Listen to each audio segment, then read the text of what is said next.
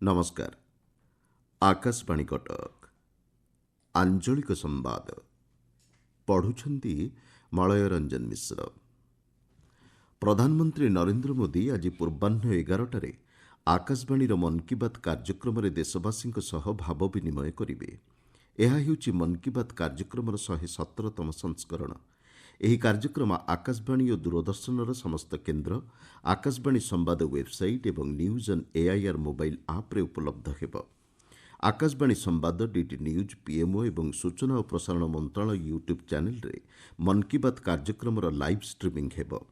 ପ୍ରଧାନମନ୍ତ୍ରୀଙ୍କର ସମ୍ବୋଧନ ପରେ ପରେ ଆଞ୍ଚଳିକ ଭାଷାରେ ମନ୍ କି ବାତ୍ ପ୍ରସାରଣ କରାଯିବ। ରାତି 8টাରେ ଆଞ୍ଚଳିକ ଭାଷାନ୍ତରଣର ପୁନଃ ପ୍ରସାରଣ କରାଯିବ। ଏକବିଂଶ ଶତାବ୍ଦୀ ଜ୍ଞାନ ଆଧାରିତ ଅର୍ଥନୀତି ହେବ ବୋଲି କେନ୍ଦ୍ର ଶିକ୍ଷାମନ୍ତ୍ରୀ ଧର୍ମେନ୍ଦ୍ର ପ୍ରଧାନ କହିଛନ୍ତି। ଆଇଆଇଟି ଭୁବନେଶ୍ୱରରେ ସମାବର୍ତ୍ତନ ସମାବେଶରେ ଯୋଗଦେଇ ଶିକ୍ଷାମନ୍ତ୍ରୀ ଗବେଷଣା କ୍ଷେତ୍ରକୁ ଅଧିକ ତ୍ୱରାନ୍ୱିତ କରିବାକୁ ପରାମର୍ଶ ଦେଇଛନ୍ତି। ଅନୁସନ୍ଧାନ ଏବଂ ଉଦ୍ଭାବନକୁ ଅଧିକ ସୁଦୃଢ଼ କରିବା ଉପରେ ମନ୍ତ୍ରୀ ଶ୍ରୀ ପ୍ରଧାନ ଗୁରୁତ୍ୱ ଦେଇଛନ୍ତି। ସେ କହିଛନ୍ତି, ଡିଜିଟାଲ ପେମେଣ୍ଟରେ ଭାରତ ବିଶ୍ୱର ଅନ୍ୟ ଦେଶ ତୁଳନାରେ ଅଗ୍ରଣୀ ରହିଛି। ବିକଶିତ ଭାରତ ଏବଂ ବିକଶିତ ଓଡ଼ିଶା ଗଠନରେ ବ୍ରତୀ ହେବାକୁ ଶ୍ରୀ ପ୍ରଧାନ ଯୁବବର୍ଗଙ୍କୁ ଆହ୍ୱାନ ଦେଇଛନ୍ତି। ମୁଖ୍ୟମନ୍ତ୍ରୀ ମୋହନ ଚରଣ ମାଝୀ ଆଜି ଗଞ୍ଜାମ ଜିଲ୍ଲା ଗସ୍ତରେ ଯାଇ ଫସଲ କ୍ଷୟକ୍ଷତି ନେଇ ଏକ ସମୀକ୍ଷା ବୈଠକରେ ଯୋଗଦେବେ। ରଙ୍ଗେଇଲୁଣ୍ଡା ଏବଂ ଛତ୍ରପୁର ବ୍ଲକ ଅଞ୍ଚଳକୁ ଯାଇ ଫସଲ କ୍ଷୟକ୍ଷତିର ସ୍ଥିତି ସମୀକ୍ଷା କରିବେ।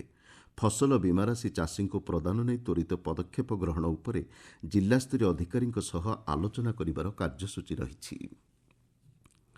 2024କୁ ବିଦାୟ ଏବଂ 2025କୁ ସ୍ୱାଗତ ପରିପ୍ରେକ୍ଷୀରେ ପୁରୀ ଶ୍ରୀମନ୍ଦିରରେ ଶ୍ରଦ୍ଧାଳୁଙ୍କ ଭିଡ଼କୁ ଦୃଷ୍ଟିରେ ରଖି ମନ୍ଦିର ପ୍ରଶାସନ ପକ୍ଷରୁ ବ୍ୟାପକ ପ୍ରସ୍ତୁତି କରାଯାଇଛି।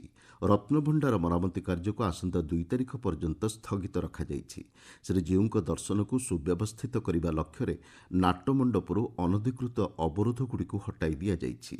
ଆସନ୍ତା ମଙ୍ଗଳବାର ଏବଂ ବୁଧବାର ଠାକୁରଙ୍କର ଶୃଙ୍ଖଳିତ ନୀତିକାନ୍ତି ନେଇ ସେବାୟତଙ୍କ ସହ ଆଲୋଚନା ହୋଇଛି ବୋଲି ଶ୍ରୀମନ୍ଦିର ପ୍ରଶାସନ ସୂଚନା ଦେଇଛି। ଶ୍ରୀମନ୍ଦିର ପରିଚାଳନା କମିଟି ଗଠନ ନେଇ ଆଇନ ବିଭାଗ ପକ୍ଷରୁ ମନ୍ଦିର ପ୍ରଶାସନକୁ ମାର୍ଗଦର୍ଶିକା ଜାରି କରାଯାଇଥିବା ଜଣାପଡ଼ିଛି।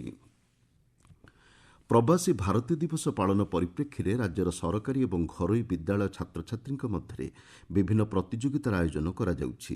ଏଥିପାଇଁ ଓଡ଼ିଶା ବିଦ୍ୟାଳୟ ଶିକ୍ଷା କାର୍ଯ୍ୟକ୍ରମ ପ୍ରାଧିକରଣ ପକ୍ଷରୁ ସମସ୍ତ ଜିଲ୍ଲା ଏବଂ ଗୋଷ୍ଠୀ ଶିକ୍ଷା ଅଧିକାରୀଙ୍କୁ ଅବଗତ କରାଯାଇଛି।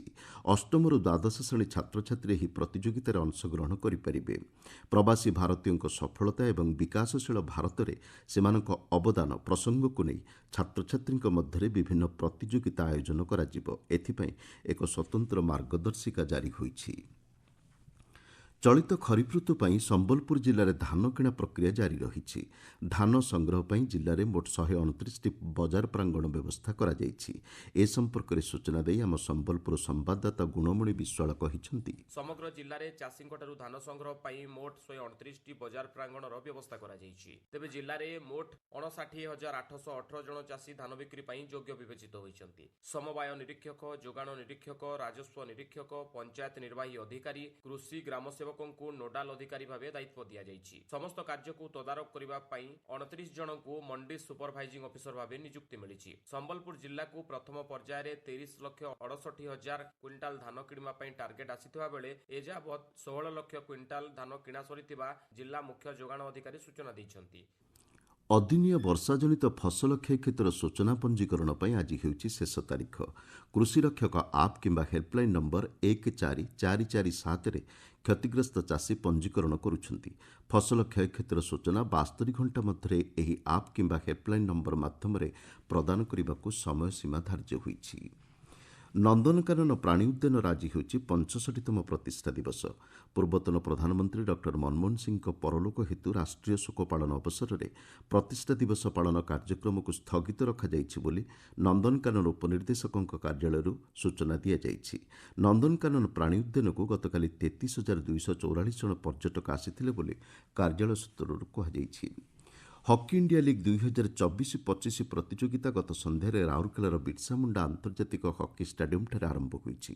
ପୁରୁଷ ବର୍ଗର ଏହି ଷଷ୍ଠ ସଂସ୍କରଣ ମ୍ୟାଚ୍ଗୁଡ଼ିକ ରାଉରକେଲା ଏବଂ ଝାଡ଼ଖଣ୍ଡର ରାଞ୍ଚିଠାରେ ଖେଳାଯିବ। ଉଦ୍ଘାଟନୀ ମ୍ୟାଚ୍ରେ Delhi SG pipers penalty shootout ଜରିଆରେ ଗୋନାସିକା ଦଳକୁ 4-2 ଗୋଲ୍ରେ ପରାସ୍ତ କରିଛି। ଆଞ୍ଚଳିକ ସମ୍ବାଦ ବର୍ତ୍ତମାନ ପାଇଁ ଏତିକିରେ ଶେଷ ହେଲା। ଆମର ପରବର୍ତ୍ତୀ ଆଞ୍ଚଳିକ ସମ୍ବାଦ ଶୁଣିପାରିବେ ଅପରାହ୍ନ 2ଟା 32 ମିନିଟ୍ରେ।